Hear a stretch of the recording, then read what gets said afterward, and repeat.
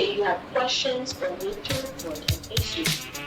It's Thursday. That means it is time for On the Way, our weekly segment on all things considered, breaking down the week's transit news. Joining us, WNYC's transportation reporter Stephen Nesson and Ramsey Khalife, and editor Clayton Guza. All right, some big news to talk about up top here. There's a very real possibility that Long Island Railroad workers could go on strike as soon as next Thursday. That would leave something like 300,000 LIRR commuters scrambling to find a new way to commute. Stephen, break it down for us. What's going on? So there's been ongoing contract negotiations with 5 of the Long Island Railroad's unions. They represent about half of their workforce. Those folks have been working without a raise since 2022. The unions want a 16% raise for its workers. They say this keeps up with the cost of inflation and is comparable to what the NJ Transit workers, who just came to an agreement with their new contract, got. A reminder, after they went on strike for 3 days. Right. Yeah, I covered that one. And also, similarly, they were asking for quite a significant pay bump. NJ Transit in the weeks leading up to it said that the union was going to be fiscally responsible if they keep with these demands.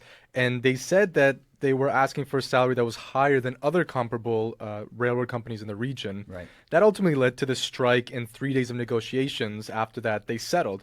We don't actually know the specific details, but what has been shared by the Brotherhood of Locomotive Engineers and Trainmen, that's the union, they said that the agreement was 7 years long, includes a pay increase that raised hourly wages to over $50 an hour, and they also got retroactive pay and a signing bonus. The MTA says the Long Island Railroad unions are asking for more than what their colleagues across the river got, and they're warning that there's a chance that all of our fares could be impacted if they agree to those high salaries. It could throw the MTA's financial planning out of whack. Instead of that 4% biannual fare increase we see now, could be as much as 5 or 6%. Wow. But really, the reason the rubber's hitting the road right now, what's recently changed, is these parties have been negotiating for a while. There was federal mediation until August, when the federal mediator basically said these two sides are at an impasse. They cannot come to any agreement. We're done with this. So right now, the unions are voting on whether to go on strike. We'll know more about that on Monday. And if enough members approve it, by Thursday, train service on the Long Island Railroad could be halted. Clayton, help us understand here, because I thought in New York State, certain public workers just aren't allowed to go on strike, right? This is the Taylor Law. Does that not apply to LIRR workers? Right. Let's just give some background on the Taylor Law. Yeah. And it's why you don't see teacher strikes or New York City subway strikes in New York. And it's not because we have not weak unions. That's because in the 60s they passed this law named after George Taylor, this labor researcher. It was so unpopular and politically toxic that no governor wanted to put their name on it. Wow. But it essentially says public sector unions can't go on strike, but they get to preserve the terms of their contract after it expires until they come to a new one. Okay. So it's why subway strikes are technically illegal. Why in 2005, when Roger Toussaint, who was the head of the Transit Workers Union, he went to jail for leading a strike. That doesn't apply to the LIRR and Metro North because they're regulated under the Federal Railway Act, which supersedes it, right? So they get kind of play by a different set of rules, which is really their bargaining chip, their leverage here. And the last time LIRR had a significant strike was back in '87, shut down service for 11 days. Then President Reagan had to come in, kind of bring in an emergency board and defuse the whole situation. It's unclear if Trump would do the same thing this time around. Yeah. All right, Stephen, I'm really curious to hear what regular folks are saying about this. You spoke to some riders, right? What are they saying about it? Yeah, I was out earlier this week. At that point, a lot of folks hadn't really heard about the strike, maybe some rumblings. Several people said they would just work from home. They hope to be resolved quickly like the NJ Transit strike was. But not everyone can work from home. I met Sharon Hirsch. She owns a shop called Balloon Saloon. Okay. You can guess what she sells. And she says there's just no way she can afford to drive in and park, the extra time that comes with that. Here's what she said about a potential strike and a warning. She uses an expletive to express herself. I would not come into the city because I'm not going to sit in traffic for 3 hours and then pay $100 to park my car or get a $100 ticket on the street. So basically, you could bleak me out. We're She says she doesn't know who's going to run the balloon shop if there are no trains. Right. And the Balloon Saloon, not only a really valued Manhattan business. Sure. Great name. Yeah. Great name, Balloon Saloon. Yeah, right. And I think it's safe to say if the LIRR goes on strike, that business, a lot of others, can be deflated. But jokes aside, though, commuting is really going to be a real challenge, and that's because it's so different from the New Jersey transit strikes. Those commuters could at least take the PATH train, take a cab or ferry. If they want to spend some more money, they could even take the Amtrak trains. Sure. Here's LIRR President Rob Free pointing to working from home as maybe one of the main options for riders affected from this potential strike. People have other options. We don't want to explore those options. We don't want to strike. They have to realize they need to come to the table and make concessions. So now we have to wait and see if the two parties will actually come back to the negotiation table and maybe prevent this from happening altogether. Okay.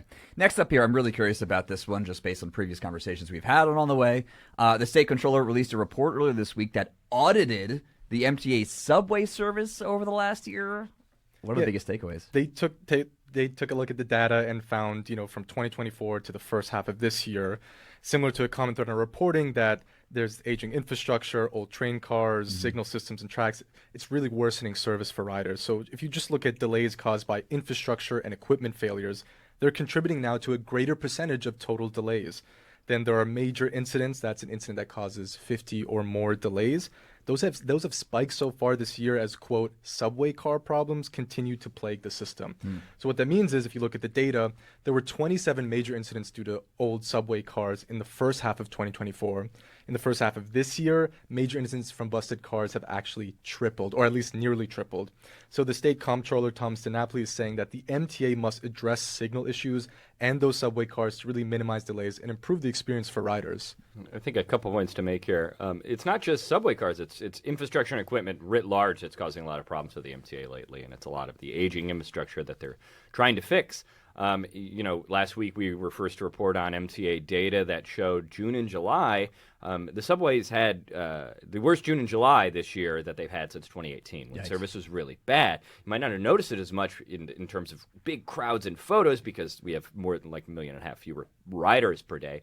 But anyone who took the system, especially the lettered lines, saw and experienced regular delays. We had those big outages in July around West 4th that kind of trickled throughout the system. But the data really shows signals, car breakdowns, electrical problems continued and repeatedly affected riders and commutes across June and July. And the MTA has really pushed back against that reporting, saying, hey, we really improved things in August. But this data really just puts some numbers behind what riders already know, like, hey, we're seeing some concerning problems. Now, on the other side of that, the MTA had just passed this 5-year capital plan this year to really invest in all these underlying systems that you can't see. We've covered it extensively at this newsroom.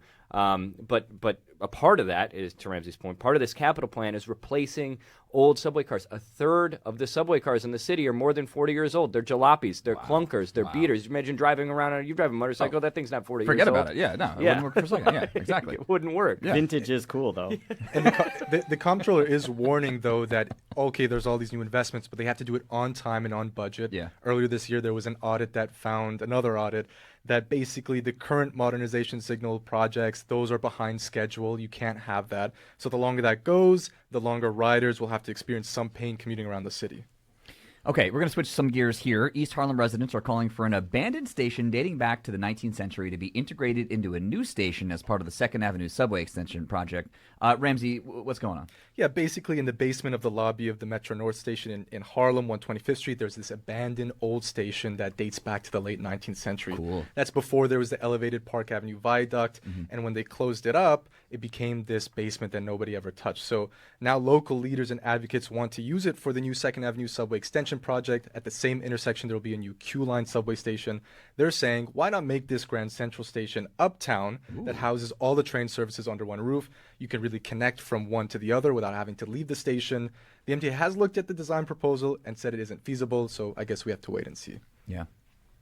And they do point out they're using some other abandoned underground infrastructure, particularly an old tunnel abandoned in the 70s. They're going to repurpose that to build the 2nd Avenue subway, so it's kind of a mixed bag and antiquated tunnels for the MTA. Vintage tunnels. Well, thanks to WNYC's Ramsey Khalife and Stephen Nesson and editor Clayton Guzzi. You can stay in the know on all things transit or ask a question of your own by signing up for a weekly newsletter at gothamist.com/on the way. My friends, as always, it's been fun.